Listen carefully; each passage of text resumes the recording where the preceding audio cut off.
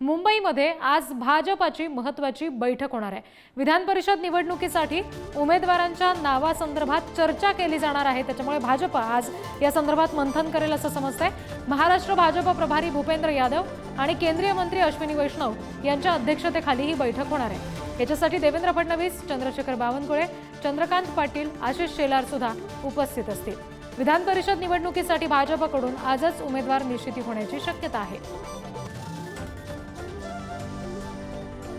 आजची बैठक जी आहे विधानसभा निवडणुकीचे प्रभारी माननीय भूपेंद्र यादवजी, केंद्रीय मंत्री आणि आमचे अश्विनी वैष्णवजी हे सुद्धा बैठकीला येत आहे। या बैठकीतनं आमच्या कोर ग्रुपची बैठक आहे। आमचे 21 लोकांचा जो कोर ग्रुप आहे त्याची बैठक आहे। लगेचच मग निवडणूक व्यवस्थापन समितीची बैठक आहे आणि यातनं मग महाराष्ट्राच्या निवडणुकीला समोर कसं जायचं याची भूमिका ठरणार आहे। 14 तारखेला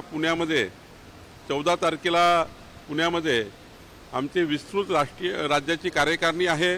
4-4.5 हजार प्रतिनिधी त्या कार्यकारिणीला उपस्थित राहणार आहे आणि माननीय अमित भाईंना आम्ही वेळ मागितलेला आहे, त्यांनी येण्याचं मान्य केलं आहे।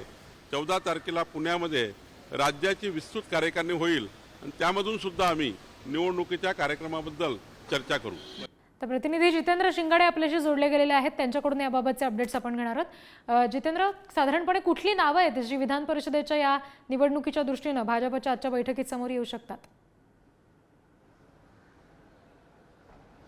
नक्कीच रिद्धी, ही महत्त्वाची अशीच बैठक मानावी लागेल, कारण लोकसभा निवडणुकीनंतर जो यश जे पाहिजे होतं, जे अपेक्षित यश होतं महायुतीला, ते यश आलेलं नाही आहे आणि मोठ्या प्रमाणात अपयश आलेलं आहे। महाविकास आघाडीचे खासदार मोठ्या प्रमाणात निवडून आले होते। त्यानंतर आता ही महत्त्वपूर्ण बैठक आहे, कारण महाराष्ट्राचे प्रभारी आणि सहप्रभारी देखील या बैठकीला उपस्थित राहणार आहेत आणि येत्या आगामी विधानसभा निवडणुकीसोबतच विधान परिषदेचेही निवडणुकीवर या बैठकीत चर्चा होणे अपेक्षित आहे।